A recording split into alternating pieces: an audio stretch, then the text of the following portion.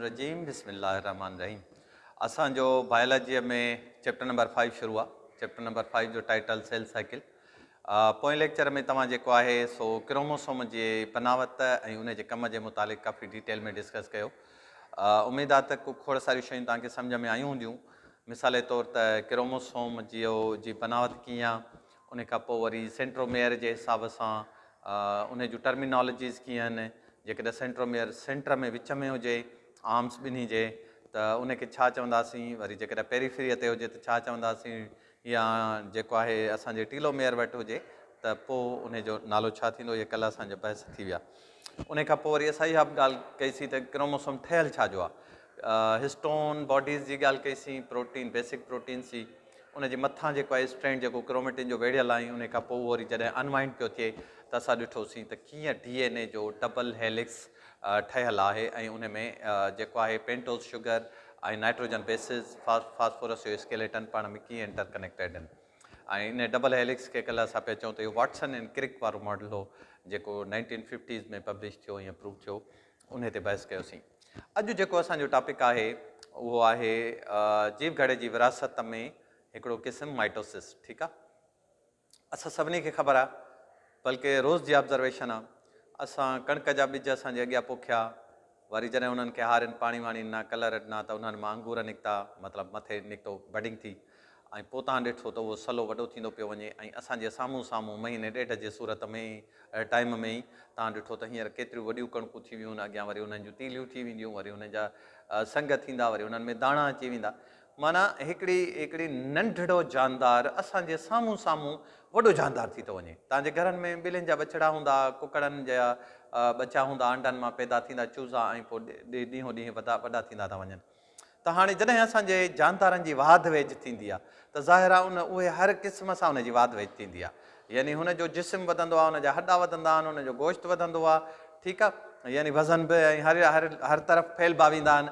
असां पाण ॾींहों ॾींहुं तव्हां पंहिंजी भेट कयो, पहिरें क्लास में हो त कीअं हो, ऐं अॼु तव्हां 9th क्लास में आहियो त तव्हांजी जिस्म ऐं बॉडी कद बुत वज़न केतिरो आहे। त इहा जेका असांजे जिस्म जो बॉडी मास वधणु आहे, इनखे असां था चऊं ग्रोथ।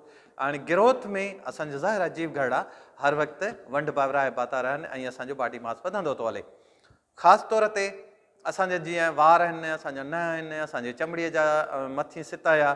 तव्हां गर्मियुनि में गुज़ारियो हूंदो, चमड़ी जी सित हुई, उन ते आरायूं थियूं, उन खां पोइ वरी उन ते ख़ुश्की आई, वरी उहा चमड़ी हटी वई, वरी नई चमड़ी अची वई। त जीव घड़ा मुअल जीव घड़नि खे बि रिप्लेस कंदा था रहनि। त हिकिड़ो जीव घड़ो मरी वियो, कीअं कंहिं बि वजह सां मरी वियो, तव्हांखे कट आयो आहे, किथे का गरम शइ लॻी वई, इस्त्रीअ जो पासो लॻी वियो, उहा स्किन जा जीव घड़ा उते मरी विया। पर बिल्कुलु उन ई जड़नि जीव घड़नि वरी उन्हनि साॻी जीव घड़नि जी जॻह वरिती। त इंसान खे ई जेकॾहिं असां ॾिसूं, मतिलबु हिकिड़ो मिसाल थो मां वठां हर जानदार जे लाइ ईअं, त जॾहिं हू पैदा थींदो आहे त शुरूआति वारा जेके हुनजा ॾींहं हूंदा आहिनि, उन में जीव घड़ा विरहाइबा घणा आहिनि, मरंदा घटि आहिनि। हिकिड़ो अहिड़ो टाइम ईंदो जंहिंखे असां अडल्ट चवंदा आहियूं, 18 साल। ठीकु आहे, त जीव घड़ा जेके पैदा थींदा ईंदा, वधंदा ईंदा, ऐं जीव घड़ा जेके मरंदा, इन्हनि जो तइदादु पाण में बैलेंस लॻो पियो हूंदो। पर जीअं जीअं माण्हू वरी वॾी उमिरि जो थींदो वेंदो, पोड़ो थींदो वेंदो, त पोइ जीव घड़ा पैदा घटि थींदा ऐं मरंदा वधीक। तंहिंजे करे तव्हां ॾिसंदा हो त पोड़नि माण्हुनि जी चमड़ी लड़कंदी आहे पई, लूज़ लॻी पई हूंदी आहे, छो त उनजे हेठां जेका मसल हुई, जेको टिशू हो, उहे जीव घड़ा मरी घणा विया आहिनि, उन्हनि जी डेथ घणी थी वई आहे, रिप्लेसमेंट घटि थी आहे। ठीकु आहे, त हाणे इहो सॼो जेको प्रोसेस आहे हिकिड़ो त इन वाध वेझ जो प्रोसेस, ॿियो वरी नसुल वधाइण जो प्रोसेस। ॾिसो, कणिक जो हिकिड़ो दाणो हो ऐं संग में हींअर कणिक में केतिरा दाणा हूंदा, हा न, पूरी लप तव्हांजी भरिजी वेंदी। त 15-20 दाणा मिसाल जे तौरु निकिरी आया, हिकिड़े दाणे मां 15-20, इहो नसुल वधियो न। हाणे जॾहिं 15-20 इहे तव्हां पोखींदो, इन मां 15-20 सलाह थींदा, उन्हनि जा संग थींदा, वरी उहो अन्न थी वेंदो। त हिकिड़े दाणे मां इहो एतिरी फैमिलीअ जो वधणु या नसुल जी वात आहे। त ॿई जीव घड़नि जा जे विरासत जे करे आहिनि, पर ॿिन्ही जी विरासत में फ़र्क़ु आहे।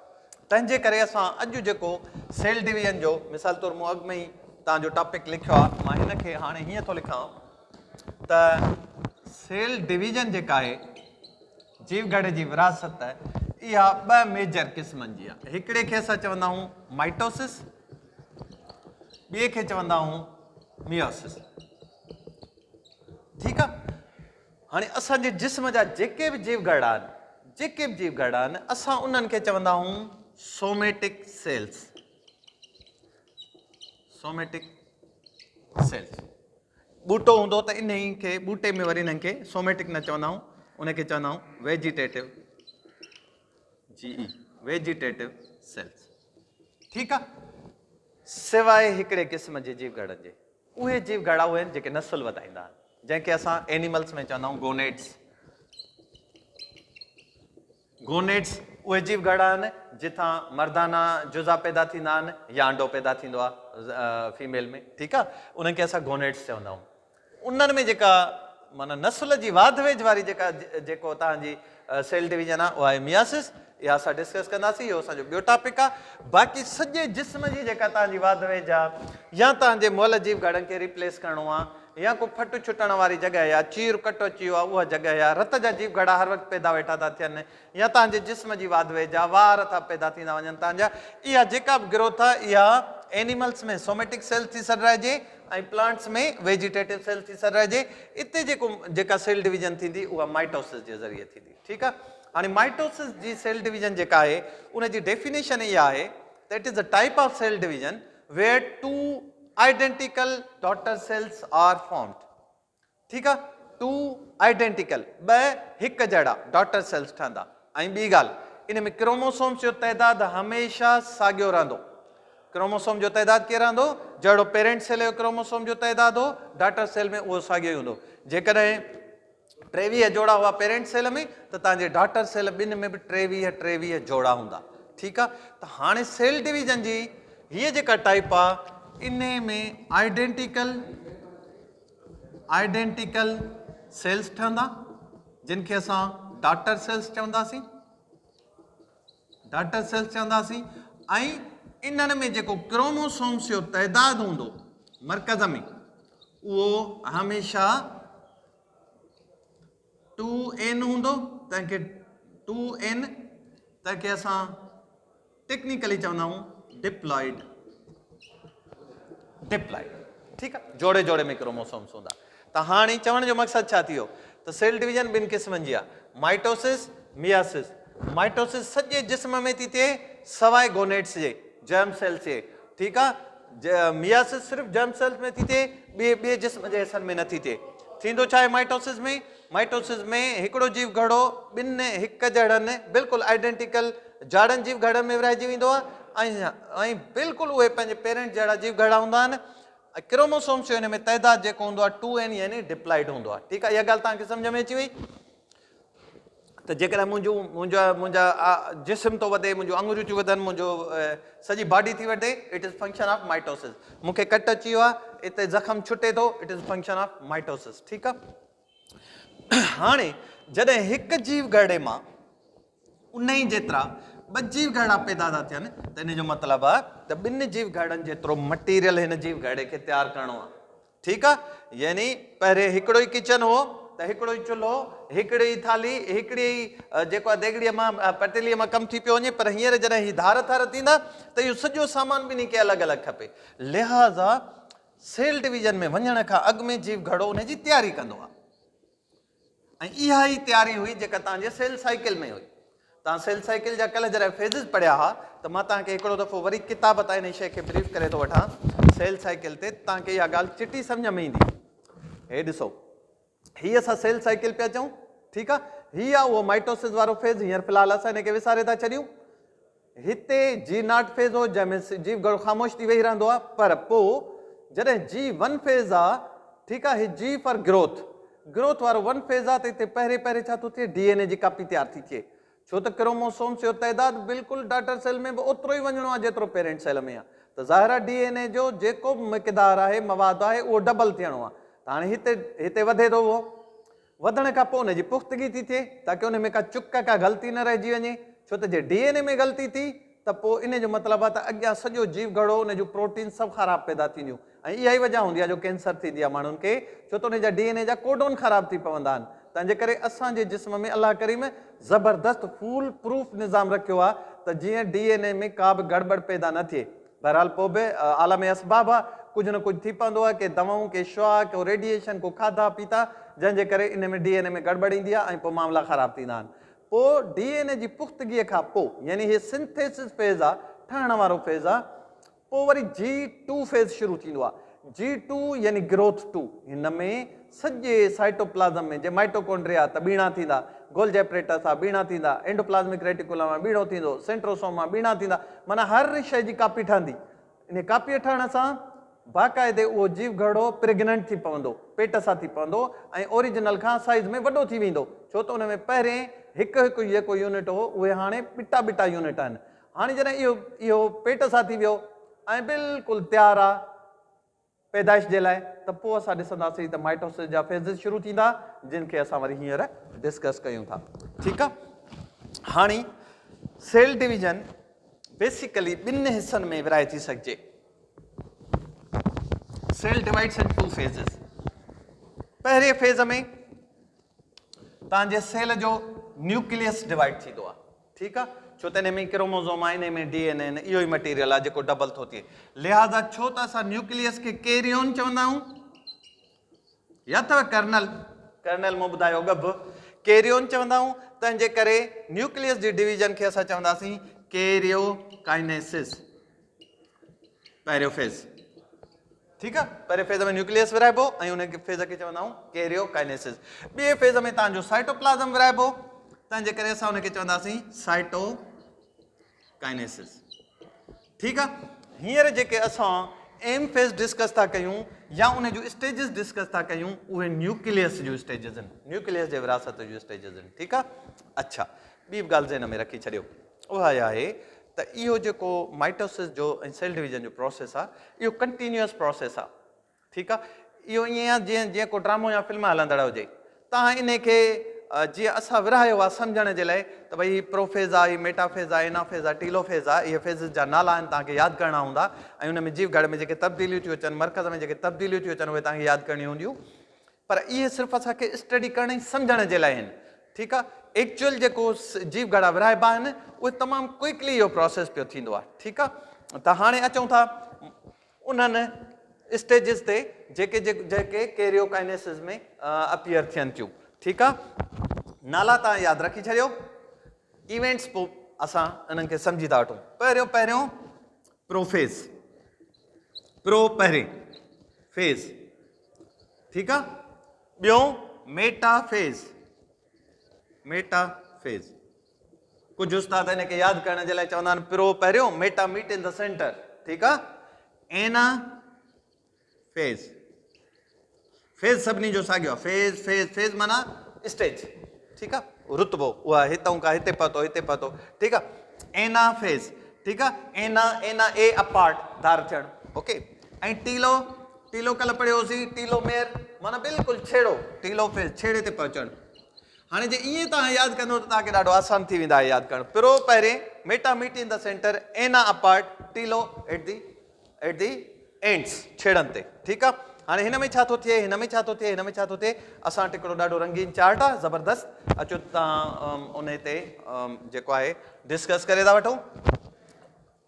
So this is the chart which is about mitosis and myiasis. ठीकु आहे। थोड़ी ब्रीफ सेल साइकिल ते ॾिनल आहे, असां पहिरें सेल साइकिल डिस्कस करे विया आहियूं, वरी ॾिसो थोरो। Cells produce by process called cell division. जीव घड़ा सेल डिवीजन जे करे छा कंदा आहिनि, रिप्रोड्यूस कंदा आहिनि, पंहिंजूं कापियूं ठाहींदा आहिनि। Cell cycle is the sequence of stages of growth and division that a cell undergoes. Cell cycle छा आहे, उन्हनि ॾाकनि जो उन्हनि जेको आहे सो स्टेजिस जी ॻाल्हि थी करे, जंहिंमें जीव घड़ में ग्रोथ बि थी थिए ऐं विरासत बि थी थिए। ठीकु आहे। The 3 stages of the cell cycle include interphase, mitosis and cytokinesis। सही आहे। पहिरें में छा थो थिए, इंटरफेज़। इंटरफेज़ उहो फेज़ आहे जंहिंमें जीव घड़ो तयारी थो करे विरासत जी, जंहिंमें असांजो जीवन ऐं G2 फेज़ ऐं S फेज़ जी असां ॻाल्हि कई। ठीकु आहे। इन में DNA जी रेप्लिकेशन थी थिए, साइटोप्लाज़म जूं शयूं डबल थियूं थियनि। ठीकु आहे। इंटरफेज़। पोइ वरी ॿियो आहे माइटोसिस, एम फेज़, जंहिंमें एक्चुअली माइटोसिस जूं स्टेजिस थियनि थियूं, प्रोफेज़ ऐं मेटाफेज़, एनाफेज़, टीलोफेज़। ऐं आख़िर में वरी साइटोप्लाज़म विराइजी थो वञे, जंहिंखे असां था चऊं साइटोकाइनेसिस। असां हुते बोर्ड ते इहो डिस्कस कयो आहे त मर्कज़ जी विरासत थी वई कैरियोकाइनेसिस ऐं साइटोप्लाज़म जी विरासत थी वई तव्हांजी साइटोकाइनेसिस। सही। ओके। हाणे जीव घड़ो हिते इंटरफेज़ में आहे, हिन ते गौर कजो, हिते इंटरफेज़ में आहे ऐं इंटरफेज़ में न्यूक्लियस बिल्कुलु ॻूढ़ो थी वियो आहे ऐं इन में क्रोमोसोम जो क्रोमेटिन मटीरियल भी घाटो थी वियो आहे ऐं सेंट्रियोल जेको आहे हिकिड़े मां ॿ थी विया आहिनि सेंट्रियोल हिकिड़े मां ॿ थी विया आहिनि किन किताबनि में हीअ बि प्रोफेज़ में शामिल आहे हिते असांखे इंटरफेज़ में ॾेखारियो अथसि इंटरफेज़ ते ॾिसो छा थो चवे interphase is the first stage of the cell cycle and the period before cell division. This is the period before cell division. छो त सेल इते तैयारी कई आहे डिवीजन जे लाइ during this phase cell matures हिन फेज में सेल बालिग थींदो आहे ठीक आहे कॉपीज इट्स डीएनए पंहिंजे डीएनए जी कॉपी ठाहींदो आहे एंड प्रिपेयर्स टू डिवाइड ऐं हाणे विरासत जे लाइ बिल्कुलु तैयार आहे त इन जे साइटोप्लाज़म में सभु शयूं डबल थी वञे न्यूक्लियस में सभु शयूं डबल थी वञनि माना पूरनि ॿिनि सेलनि जो मिक़दार हींअर हिते मौजूदु आहे ओके अचो हाणे प्रोफेज़ ते प्रोफेज़ में तव्हां ॾिसंदो सेंट्रियोल हींअर धार धार थी वियो आहे ऐं इन मूव करणु शुरू कयो आहे जीव घाड़े जे पोलनि ॾांहुं जीव हीउ हेॾां हली ईंदो हीउ हेॾां हली ईंदो ॿी शइ ॾिसो न्यूक्लियस जो परदो ग़ाइबु थी वियो आहे ऐं क्रोमोसोम सफ़ा ॻूढ़ा घाटा थी चिटा थी विया आहिनि ऐं हिकिड़ो पासो क्रोमेटेड थो सॾराए पर इहो क्रोमेटेड में जेको मिक़दार आहे उहो हींअर ॿिनि क्रोमोसोमनि जो हिकिड़े क्रोमेटेड में मिक़दार आहे सही आहे त हिते छा थो चए हींअर द क्रोमेटिन कंडेंसिस ॻूढ़ो थी थो वञे घाटो ऐं स्पिंडल फाइबर जेके आहिनि उहे तव्हांजे सेंट्रियोल मां निकिरणु शुरू थी विया आहिनि ठीकु आहे the end fiber form at the each side of the cell जीव घड़े जे ॿिन्ही छेड़नि ते पहुची वेंदा ऐं हिननि मां धागनि जहिड़ियूं प्रोजेक्शन्स निकिरंदियूं जिन खे असां स्पिंडल फाइबर्स था चऊं इहे बेसिकली ट्यूब्यूलिन प्रोटीन जूं ठहियल आहिनि ऐं इहे ई कमु थियूं कनि जेके क्रोमोसोम खे धिके वेंदियूं हिकिड़ी हिन पासे पोल ते हिकिड़ी हिन पोल ते the nuclear membrane breaks apart nucleus membrane ख़तमु थी वई आहे हाणे प्रोफेज़ में यादि रखण जूं कहिड़ा इवेंट्स आहिनि अहम इवेंट्स नंबर पहिरियों सेंट्रियोल जेको आहे यानी सेंट्रोसोम सेंट्रियोल्स में कन्वर्ट थी वियो आहे सेंट्रियोल्स मूव अपार्ट थी विया आहिनि काॾे था वञनि पोलनि ते ऐं स्पिंडल फाइबर ठाहियो अथनि हिकिड़ी पॉइंट सेंट्रोसोम जे लाइ ॿी पॉइंट न्यूक्लियस जी मेम्ब्रेन ग़ाइबु थी वई आहे ॿ थी वियूं टे पॉइंट सफ़ा क्रोमोसोम ॻूढ़ा थी विया आहिनि हाणे तव्हांखे बाक़ाइदे माइक्रोस्कोप लाइट माइक्रोस्कोप ते नज़र ईंदा सही आहे हाणे प्रोफेज़ पूरो थियो प्रोफेज़ जूं पॉइंटूं तव्हां यादि रखी छॾियूं पाण वटि नोट करे छॾियो कहिड़ियूं नंबर पहिरीं छा थी वई त तव्हांजो सेंट्रियोल पोल्स ते हलियो वियो सेंट्रियोल एट पोल्स ठीकु आहे ॿी पॉइंट कहिड़ी थी वई न्यूक्लियर मेम्ब्रेन ग़ाइबु थी वई न्यूक्लियर मेम्ब्रेन डिसअपियर्स ठीकु आहे टियों छा थियो अच्छा हे सेंट्रियोल सां गॾु तव्हांजा स्पिंडल फाइबर बि ठहिया हुआ स्पिंडल फाइबर बि ठही विया आहिनि इहो पहिरीं पॉइंट में शामिल आहे centrioles at the poles with spindle fibers nuclear membrane तव्हांजी डिसअपियर थी वई नंबर 3 क्रोमोसोम्स डेंस थी विया क्रोमोसोम बिल्कुलु डेंस थी विया आहिनि ॻूढ़ा थी विया आहिनि ठीकु आहे हाणे इहे टे पॉइंटूं तव्हां पाण वटि नोट करे छॾियो छो त मूं जीअं पहिरें चयो ऑब्जेक्टिव टाइप इतां ई थी ठहे ऐं तव्हांखे नोट लिखण जे लाइ बि आसानी थींदी ऐं इहा एतिरी तव्हांखे प्रैक्टिस करणी आहे इन्हनि इवेंट्स जी जो तव्हां तस्वीर ॾिसी ॿुधाए सघो त इहे कहिड़े फेज़ जी तस्वीर आहे ओके हाणे वरी इन फेज़ खां अॻिते हलियो नेक्स्ट फेज़ जेको आहे इहो आहे मेटाफेज़ मूं तव्हांखे ॿुधायो त मीट एट द सेंटर ॾिसो बिल्कुलु ख़ते इस्तवा ते क्रोमोसोम लाइन अप थी विया आहिनि हलिया हिन में छा थींदो chromosomes line up along the center of the cell and the spindle fibers attached to each chromosome at the centromere हे जेके सेंट्रियोल मां धागा ट्यूब्यूल्स निकिता हुआ जंहिंखे असां स्पिंडल फाइबर था चऊं इहे क्रोमोसोम्स जे हिते अचे सेंट्रोमेयर ते पाण खे अटैच कराईंदा जंहिंखे काइनेटोकोर बि चइबो आहे छा चइबो आहे यादि कजो इहो लफ़्ज़ काइनेटोकोर ठीकु आहे हाणे हिन पोल तां जेके स्पिंडल्स आहिनि उन्हनि काइनेटोकोर खे हेॾां अटैच कयो आहे हिन स्पिंडल फाइबर मां जेके सेंट्रियोल मां जेके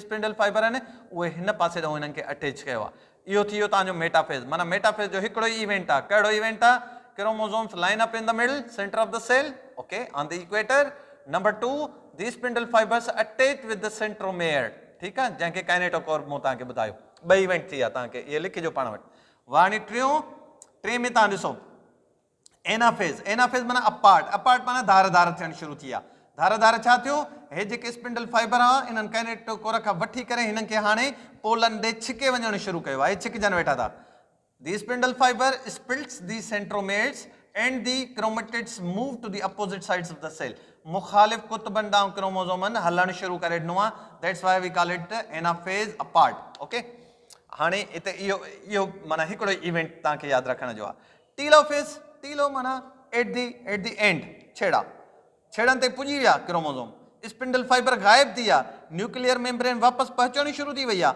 ऐं क्रोमोसोम्स हाणे डेंस मां वरी आस्ते आस्ते वापस हिकु जहिड़ो न्यूक्लियस ठाहे छॾींदा, माना इहा डेंसिटी हाणे ख़तम थी वेंदी। इवेंट्स कहिड़ा कहिड़ा थिया, स्पिंडल फाइबर्स गायब थी विया, ठीकु आहे, न्यूक्लियर मेम्ब्रेन वापस ठही वई, ऐं क्रोमोसोम्स हाणे वापस वरी छिटा थियण शुरू थी विया।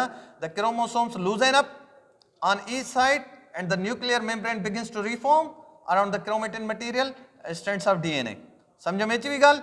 पर हिकिड़ी शइ तव्हां हितां एनाफेज खां वठी नोट करणु शुरू कयो त छा थियो, जीअं ई पोल्स ॾे मूवमेंट शुरू थी आहे त जीव घड़े जे ॿाहिरें हिसे ते डिप ठहणु शुरू थियो आहे, खॾ ठहणु शुरू थी आहे, ऐं इहा खॾ टीलोफेज ते काफ़ी गहरी थी वई आहे। इहा ई खॾ आहे जेका साइटोकाइनेसिस कराईंदी, यानी इहा खॾ बिल्कुलु हेठि अंदरि ताईं हिते मिली वेंदी, इनखे फर्रो चइबो आहे, फर्रो माना जाट ॻुड़ी हेठि उनी जाट, ठीकु आहे, इहा पाण में मिली वेंदी, ऐं हीउ जीव घड़ो हेॾे थी वेंदो, हीउ जीव घड़ो हेॾे थी वेंदो, ऐं हिननि जे न्यूक्लियस खे तव्हां ॾिसो त काॾे हे क्रोमोसोम ॻूढ़ा हुआ ऐं काॾे न्यूक्लियस हींअर बिल्कुलु मेशवर्क थी वियो आहे। हिनखे पढ़ो, साइटोकाइनेसिस में छा थो थिए, during this stage the cell membrane pinches in at the middle of the cell, dividing the cell into the two separate daughter cells. ठीक है, पहिरें हिन में झुकणी शुरू थी वई, खॾ ठहणी शुरू थी वई, ऐं पोइ आहिस्ते आहिस्ते वधंदी वञी पाण में जॾहिं मिली त ॿ डॉटर सेल आज़ाद थी विया। Each daughter cell gets half of the cell organelles in an identical set of the chromosome. बिल्कुलु हिकु जहिड़ो क्रोमोसोम जो सेट ॿिन्ही खे मिली वियो आहे, ठीकु आहे, ऐं जेके साइटोप्लाज़मिक ऑर्गेनेलिस पहिरें ठही डबल थिया हुआ, उन्हनि जो अधु हिन ॾे हलियो वियो आहे, अधु हिन ॾे हलियो वियो आहे। हाणे इहे कंप्लीट सेल आहिनि, ऐं जेकॾहिं इहे वरी सेल साइकिल में वेंदा, इहे G1 G2 फेज़ में, एम फेज़ में, एस फेज़ में वेंदा, त अल्टीमेटली वरी इहे विरासत जे क़ाबिल थी वेंदा, ऐं हर जीव घड़ो पाण जहिड़ो वरी नओं जीव घड़ो माइटोसिस मां गुज़ारे ठाहींदो। तंहिंजे करे पुट असां हिननि खे डाटर सेल्स चवंदा आहियूं, छो त हे बि अॻियां हली वरी ॿियनि डाटर सेल्स खे जनम ॾींदा, सन इन करे नथा चऊं, डाटर था चऊं, ठीकु आहे। हाणे कहिड़ियूं कहिड़ियूं ॻाल्हियूं यादि रखण जूं थियूं त असांजो जीव घड़े जी विरासत जा ॿ क़िस्म आहिनि, माइटोसिस सॼे जिस्म जे जीव घड़नि में थो थिए, सवाइ असांजे गोनेट्स जे, मियोसिस जेको असांजे गोनेट्स में थींदो आहे, यानी जिथां असांजा जिन्सी जीव घड़ा पैदा थींदा आहिनि। पोइ माइटोसिस जो बि ॿ स्टेजूं आहिनि मेजर, हिकिड़ीअ में न्यूक्लियस विराइबो त असां हुनखे चवंदासीं कैरियोकाइनेसिस, ॿीअ में साइटोप्लाज़म विराइबो आख़िर में, जंहिंखे असां चवंदासीं साइटोकाइनेसिस। हाणे जीव घड़ो विरासत में वञण खां अॻु में सेल साइकिल में इंटरफेज़ में हूंदो आहे, यानी जंहिंजे लाइ जेको आहे तयारी कंदो आहे डिवीजन जी, हर शइ जी कापी ठाहींदो आहे, डबल कंदो आहे, ऐं उनखे मेच्योर कंदो आहे। उन खां पोइ इवेंट्स शुरू थी वेंदा। इवेंट्स शुरू कीअं थींदा, प्रोफेज़ वारो जेको स्टेज हूंदो उन में तव्हां ॾिठो सेंट्रियोल विराइजी पोलनि ते हलियो वेंदो, स्पिंडल फाइबर ठहणु शुरू थी वेंदा, न्यूक्लियर मेम्ब्रेन ख़तमु थियणु शुरू थी वेंदी, ऐं क्रोमोसोम्स ॻूढ़ा थी वेंदा, मेटाफेज़ में विच में लाइनअप थी वेंदा, तंहिंजे करे असां चयो मीट एट द मिडल, ऐं उन खां पोइ वरी एनाफेज़ अपार्ट थियणु शुरू थी वेंदा, यानी मुख़ालिफ़ पोलनि ॾे हलंदा वेंदा, ऐं जॾहिं मुख़ालिफ़ पोलनि ताईं पुॼी वेंदा त टीलोफेज़ में अलॻि अलॻि मर्कज़ ठही वेंदा, ऐं साइटोप्लाज़म में खॾ थी वेंदी, खॾ पाण में वञी मिलंदी, ऐं ॿ आज़ाद डाटर सेल्स ठही वेंदा, ऐं इहे आइडेंटिकल सेल्स आहिनि, जहिड़ो पेरेंट सेल हो तहिड़ा हे सेल आहिनि, ठीकु आहे। त हाणे इहे शयूं तव्हांखे यादि रखण जूं आहिनि। अहमियत कहिड़ी आहे तव्हांजे माइटोसिस जी, अहमियत इहा आहे त तव्हांखे जॾहिं ज़ख़म थो थिए, को किथां चमड़ी थी टुटे त उहा वरी वापसि रिपेयर थी वञे, छो त साॻिया जीव घड़ा उनखे रिपेयर था कनि, मुअल जीव घड़नि खे हटाए पाण उनजी जॻह ते अची था वञनि, ठीकु आहे। ज़बान ते कट लॻी वञे, जहिड़े ते कट, जहिड़ो बि ईअं अथव, जहिड़े जो नंढिड़ो टुकड़ो ट्रांसप्लांट में तव्हां हणंदो त उहो वरी वॾो थी वेंदो, नॉर्मल थी वेंदो, बिकॉज़ हुन में रीजनरेशन रेट घणो आहे। के असांजे जीव घड़ा अहिड़ा आहिनि जिन में एम फेज़ थींदो ई न आहे, उहे G0 फेज़ में हूंदा आहिनि। मिसाल तौरु असांजा न्यूरॉन्स, या पहिरें बि ॻाल्हि कईसीं, हिकिड़ो दफ़ो पोलियो जे करे न्यूरॉन डैमेज थी वियो, हिकिड़ो दफ़ो स्पाइन इंजरी जे करे, हेड इंजरी जे करे न्यूरॉन डैमेज थी वियो, ॿीहर वरी नओं कोन ठहंदो। तंहिंजे करे ॾाढो एहतियात कजे त जॾहिं मोटर साइकिल ते चढ़िजे त हेलमेट पाइजे, छो त जेकॾहिं हेड इंजरी थी ऐं दिमाग़ खे नुक़सानु थियो त इन जी रिपेयर ॾाढी ॾुखी आहे। इहा तव्हांखे किथां ख़बर पई, अॼु माइटोसिस मां ख़बर पई, छो त माइटोसिस न्यूरॉन्स जो जेको आहे सेल साइकिल उन में G0 फेज़ आहे, G0 फेज़ अॻियां वरी सेल डिवीजन थियणो ई कोन ॾींदो आहे। तव्हां ज़रूरु सब्सक्राइब कयो असांजे चैनल खे, जीअं जेके जेके नवां लेक्चर असांजा अपलोड थींदा वेंदा तव्हां ॾे नोटिफिकेशन ईंदी वेंदी, ऐं हिननि मां तव्हां खोड़ सारी तयारी करे था सघो, हिननि जा ऑब्जेक्टिव्स ठाहे था सघो, ठीकु आहे। महिरबानी।